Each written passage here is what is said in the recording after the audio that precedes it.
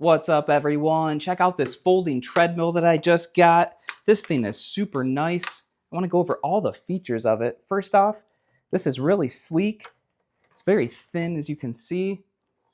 The belt measures, I think, 15.75 inches across. And then there's some wheels on the back here. I'll show you. This is great for any home or office. This just slides so easily on the carpet and hardwood floors. Another cool feature here is that you can do a manual incline and push these legs up right here and adjust them just like that. Set it down and plug it in. So first off, let's adjust this riser. So you're just going to loosen these knobs right here. Lift the riser up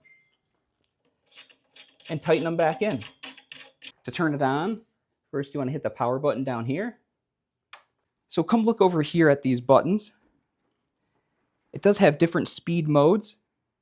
So you can increase it and decrease your speed with these ones. You stop here, start 3 miles an hour and 6 miles an hour. So this goes from 0.6 miles per hour to 7.6 miles per hour. It does come with a remote control as well. So let's turn it on. It's counting down there. Has a nice little LED screen. It starts off at 0.6 miles per hour. Let's increase it here. All right, so this is about 2.4. This is great walking on. You can tell like it has a little bit of cushion to it. Safety rails right here, nice. That way if you need to take a break, you can start right there.